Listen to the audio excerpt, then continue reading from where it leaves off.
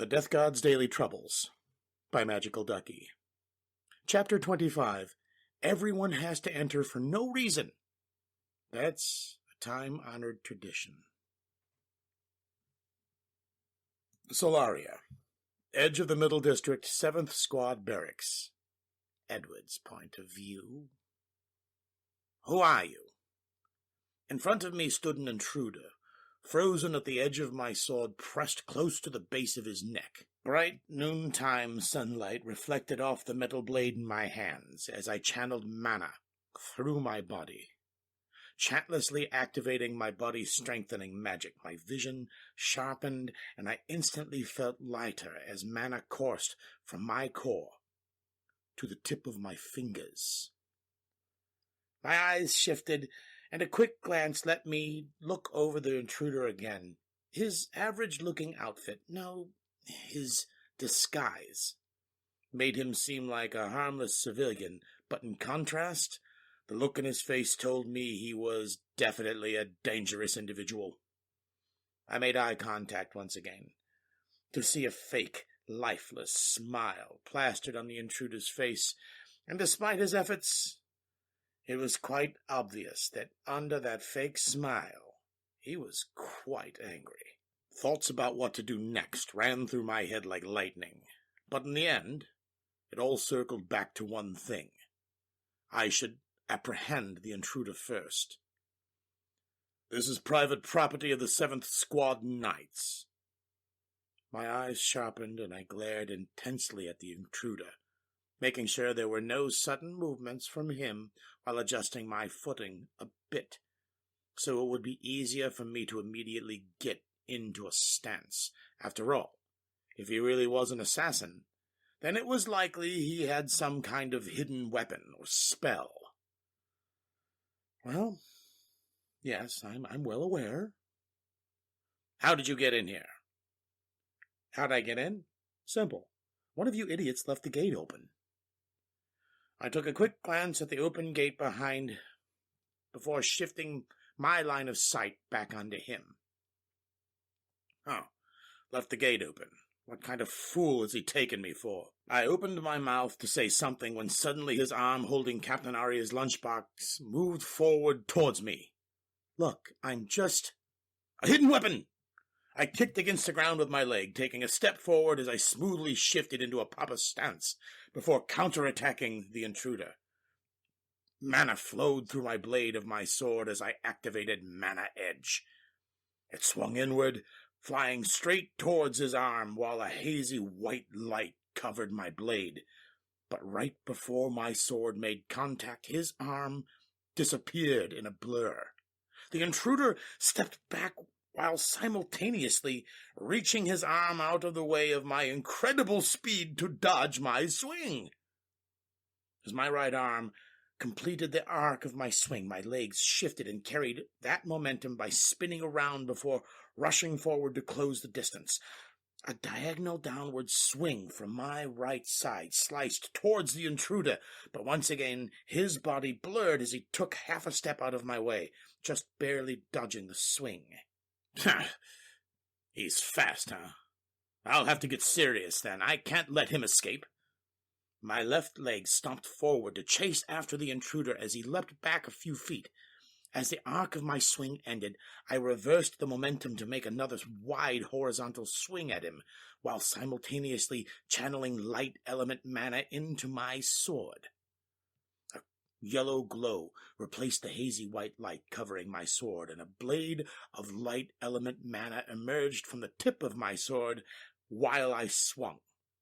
After activating my sword technique, I immediately dashed forward again, following right behind my sword technique as it flew towards the intruder, who yelled at me, "Oh, hey, are you crazy?" The intruder jumped upwards into the air to avoid my sword technique while the edge of my sword shot towards him in the air. Even more light element mana surged through my sword as I activated a Novarel-style sword technique. The yellow glow covering my blade solidified into a razor-sharp edge as I put strength into my legs as I lunged forward with my full body weight in a diagonal upward swing. In an instant, my sword was just inches away from the intruder, while he was still in midair. I'd like to see you try and dodge that now. Take this! I was sure about to slice straight through him, or at least wound him severely, but unfortunately it seems as if my rush to try and land a hit, I had the misconception that he would only dodge. His hand shot out again. However, this time it moved towards my sword.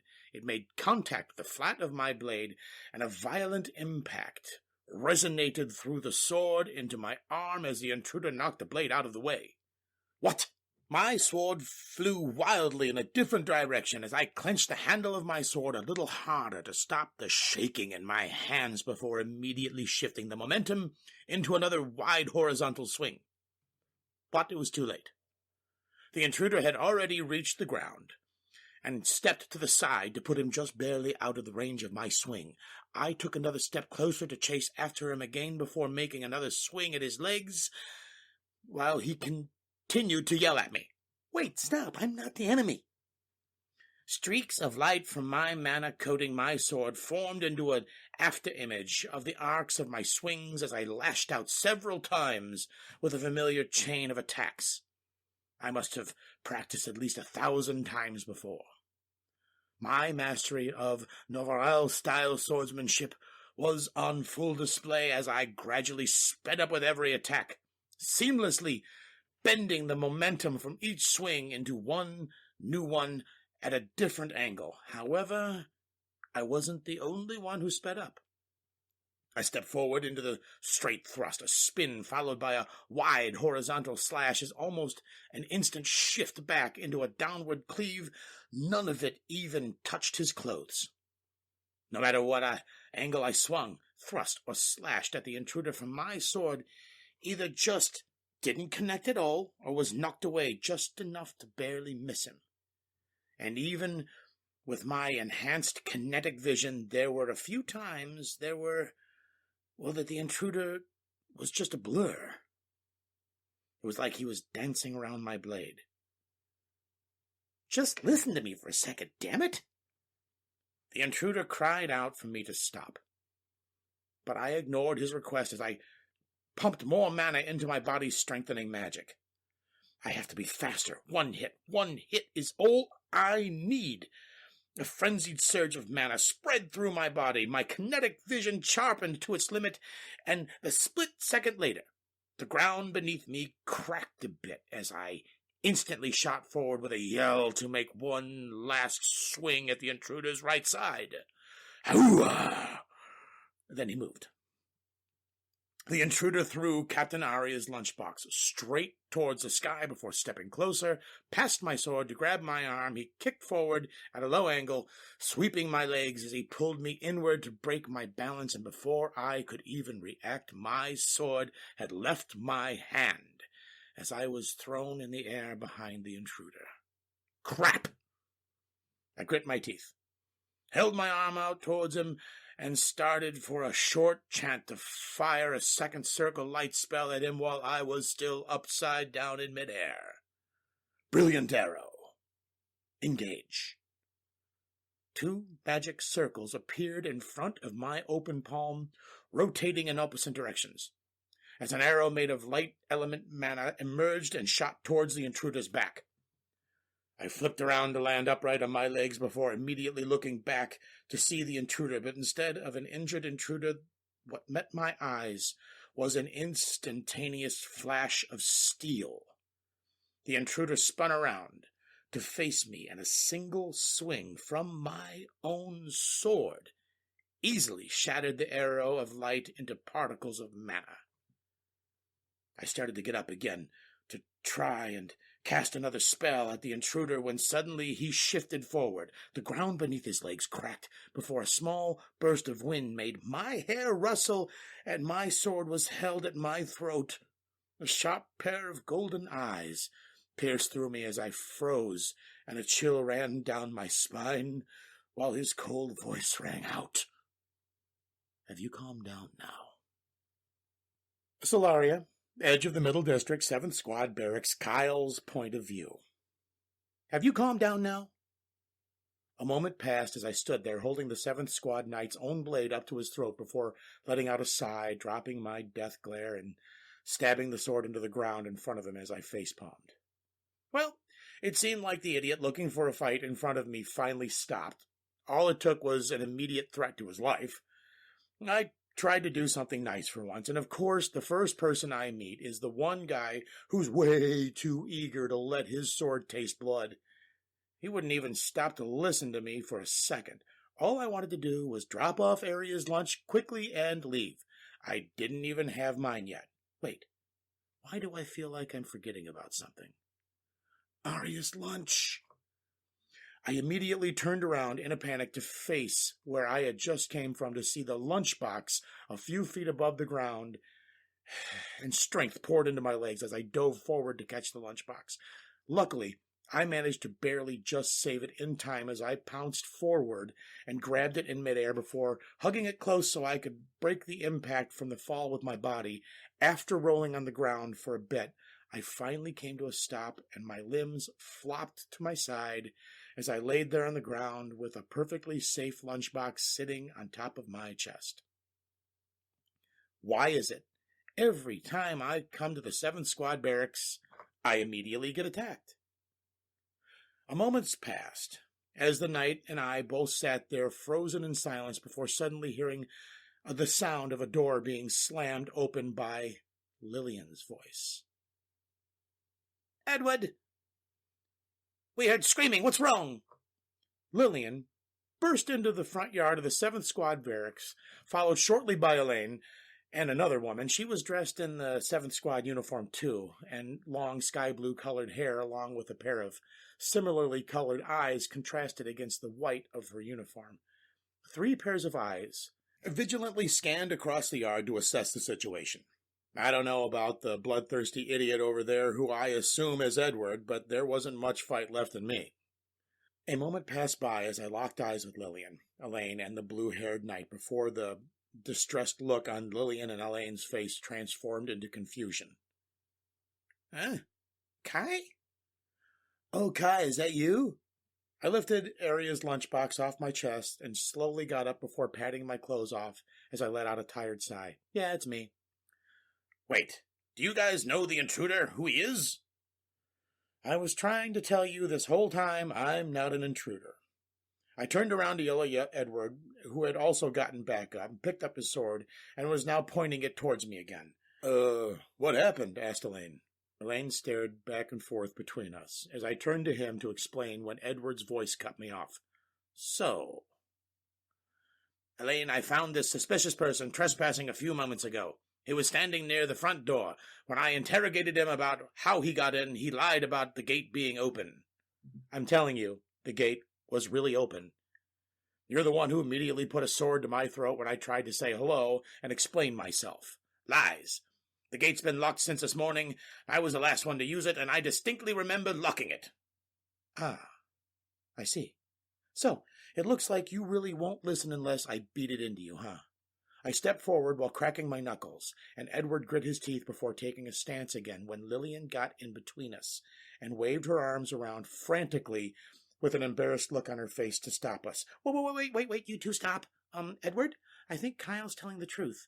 I, may have gone out earlier because I forgot something at home, and, I guess I forgot to lock the gate when I came back."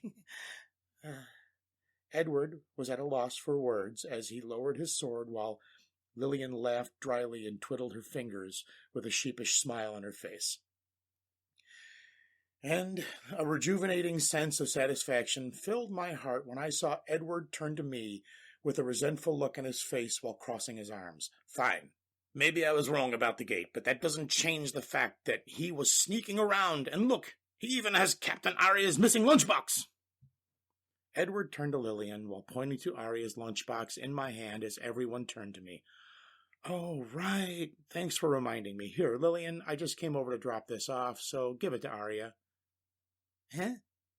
After turning to Lillian, I plunked Arya's lunchbox down in her hands as Edward yelled out for Lillian to stop. "Lillian, careful! That food might be poisoned! Quick! Just help me capture the intruder first." Edward picked up his sword again, but Elaine immediately ran over to hold him back as Lillian tried to convince him to calm down.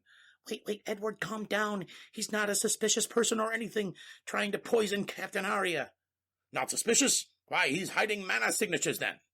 He's not hiding mana signatures. He doesn't have one. He's manaless.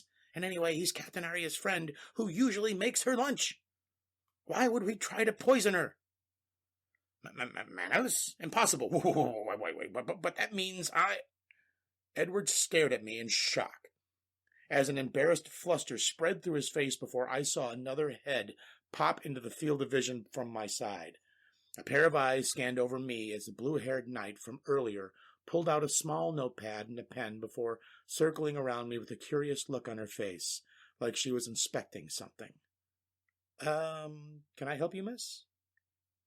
I stared at her with an awkward smile, but only the sound of her pen scratching against her paper answered me as she scribbled in her notepad. A few moments passed, and she circled me one last time before stopping in front of me, crossing her arms and nodding to herself. So, just to confirm, you are only Captain Arya's friend, right? Why do I have a bad feeling about this? Yeah.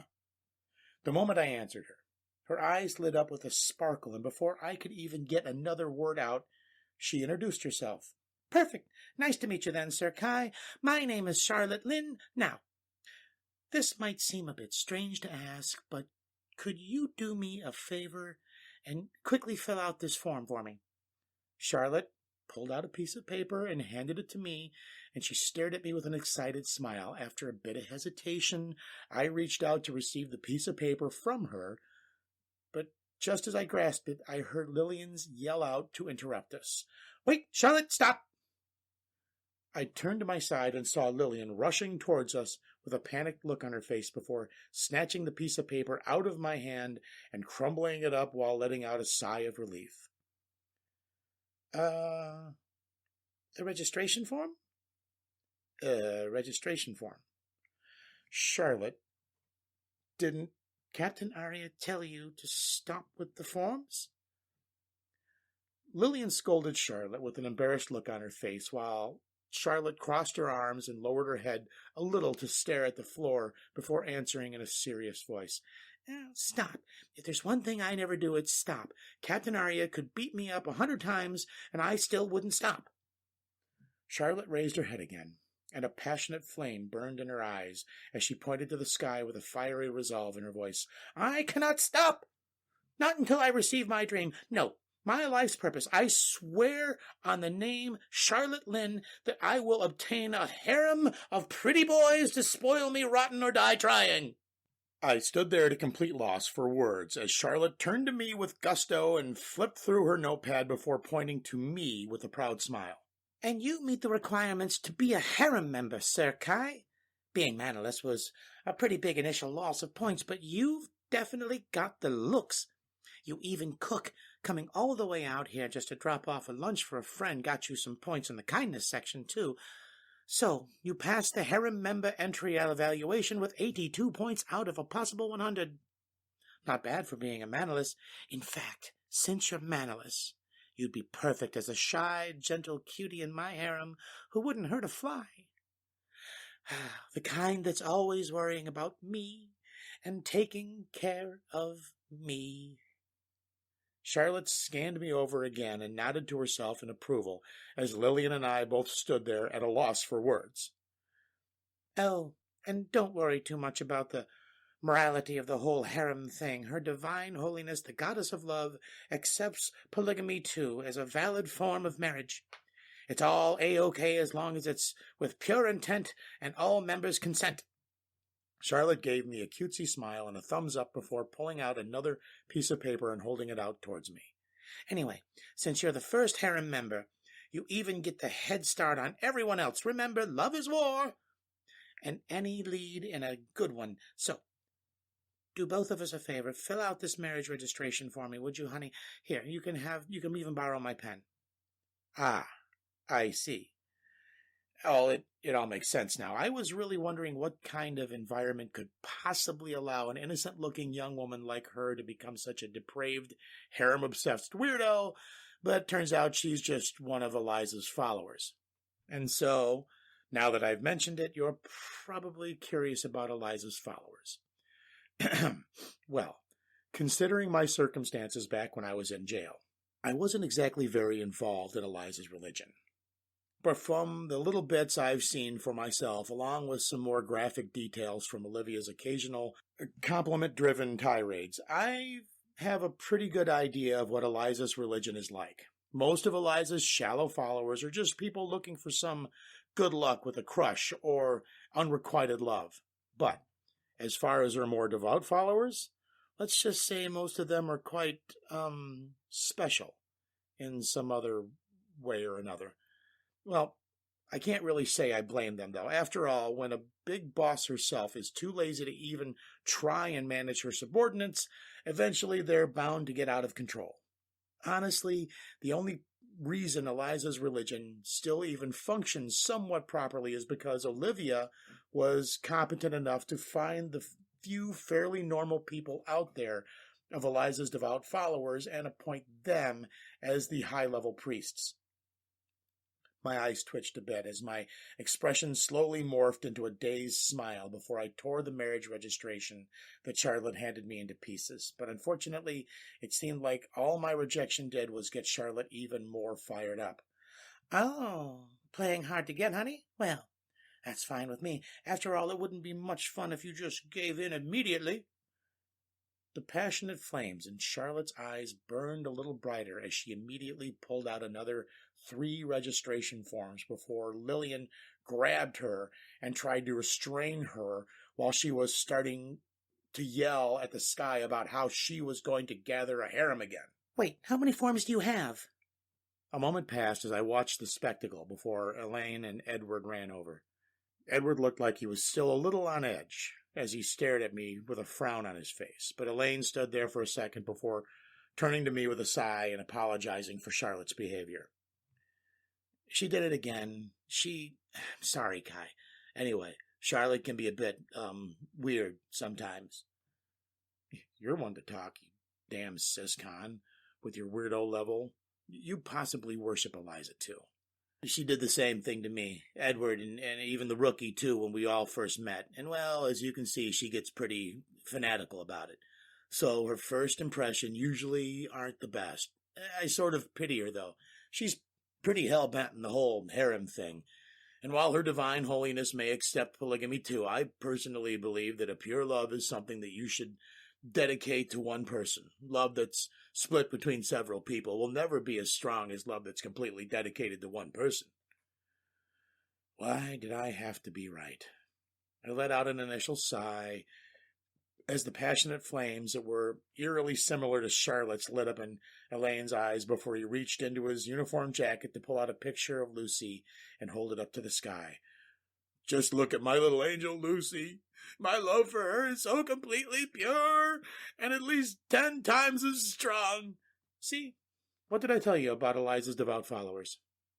Elaine joined Charlotte in passionately yelling at the sky as I walked over to Edward with a pitying smile while he stared at me with a cautious look on his face. An awkward moment passed by as he flinched a bit when I patted him on the shoulder, while the occasional quip about how perfect Lucy was or how certain someone would collect every pretty boy in the empire for her harem echoed out as the 2 idiots yelling at the sky in the background. Edward, right? The cautious look in Edward's face turned into a confusion as he hesitantly replied, "Yes." "Look, I'm sorry about what happened before, but I really just was here to drop off a lunchbox.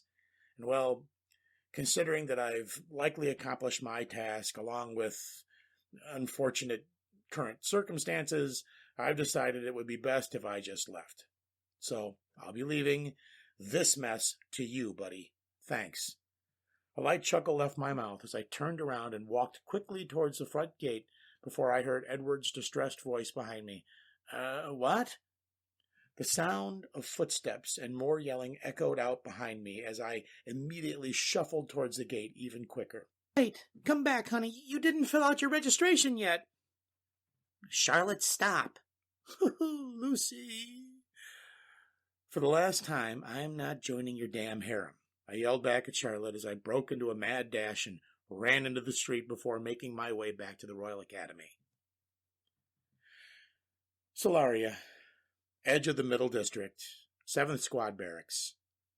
Arya's point of view. How did I forget it at home? I cried out initially as I sat there with a red face in front of my door to my office while hiding from everyone. A few minutes ago, I heard the faint sound of yelling from the front gate.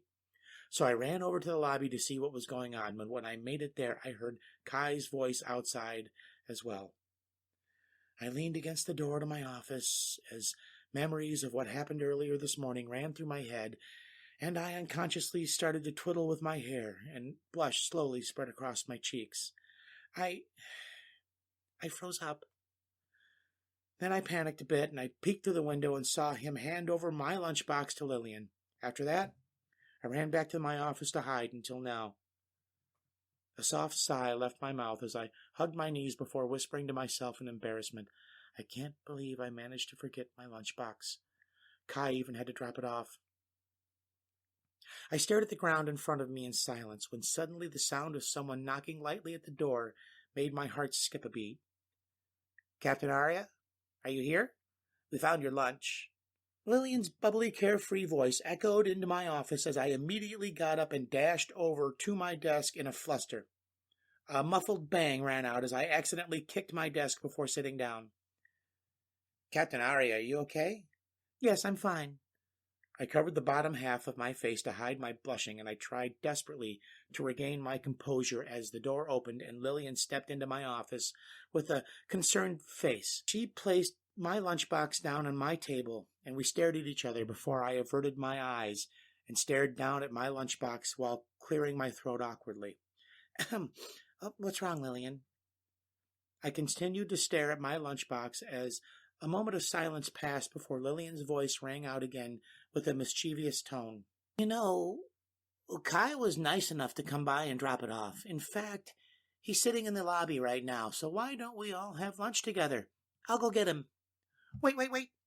My heart almost leapt out of my chest as I immediately raised my head with a burning red face and reached out to stop her.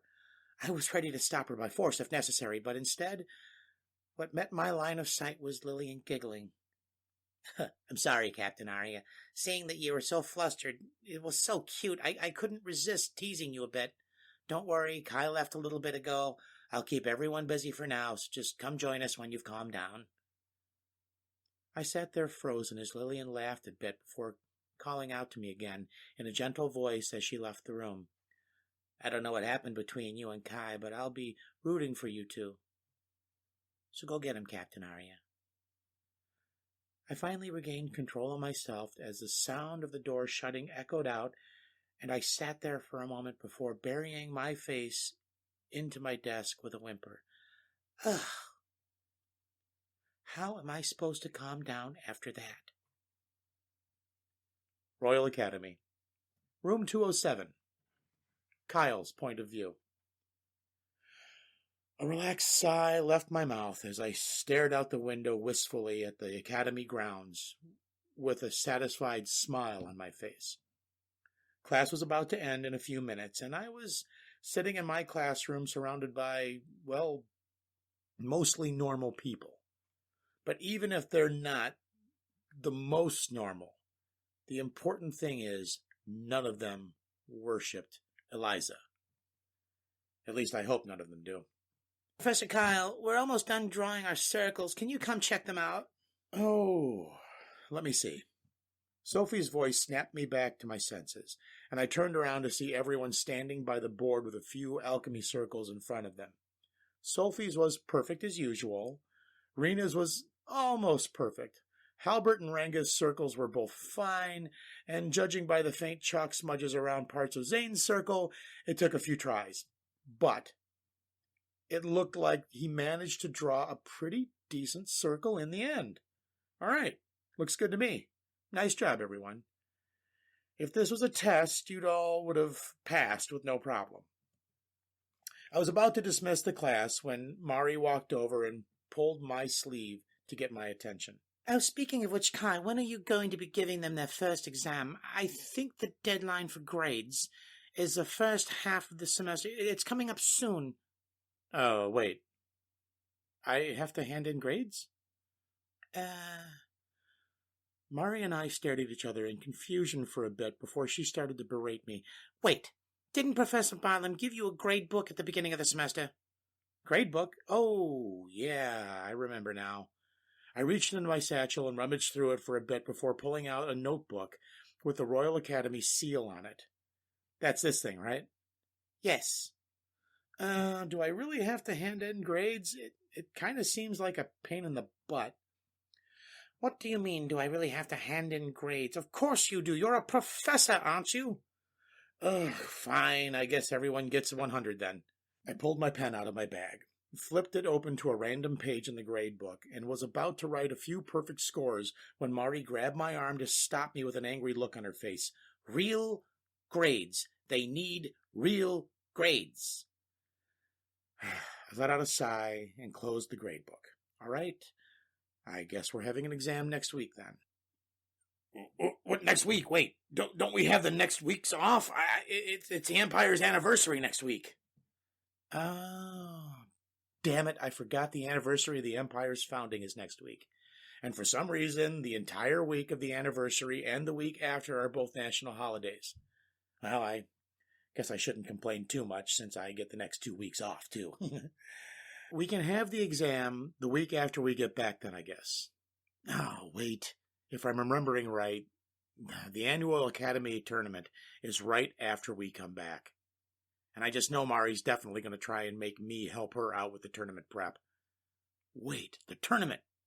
Can't I just make that their exam? Yeah. If they make it past the preliminaries, they'll get 100. Or something like that.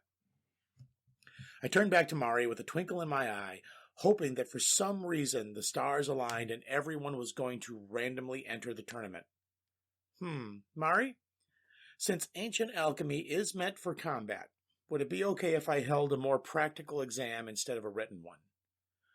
Oi, if I find out that you had a single hair on Rena's head, I will personally rip you into pieces. Mari grabbed me by the collar and pulled me close with an angry look on her face to make her point clear. Calm down. I'm not going to hurt anyone. What are you going to do then? Well, we have the Academy tournament after we get back from break, right? So, I was thinking, how about I just make the tournament their exam? It'll be a good test to see how well they can utilize ancient alchemy in practical situations. You're going to force your class to enter the tournament? Well, of course not, but if they all entered it already, well, then why not? I gave Mari a sheepish smile before turning back to the class with a hopeful look on my face. Hey, how many of you are going to be entering the Academy tournament? An awkward silence filled the room for a moment, as the look on everyone's face slowly turned serious before Halbert raised his hand. I will. Damn. None of them except Halbert's competing. Come on, guys, have a little more drive. This is the obligatory tournament arc that always happens in every magic school. It's a time-honored tradition that literally everyone has to compete for absolutely no reason. I was about to let out a sigh and shelve my genius plan for now, then suddenly a new spark of hope lit my heart as Rangus raised his hand, followed by Sophie. I'll also be entering. Me too. Then before I could even say a word, Rena and Zoe joined them. Yeah, count me in. I'll be competing. Mari immediately let go of me with a worried expression on her face and ran over to Rena as soon as she heard Rena say she was entering the tournament. Rena, are you sure? You don't have to enter the tournament just because this idiot wants you to. I'm not forcing her to enter.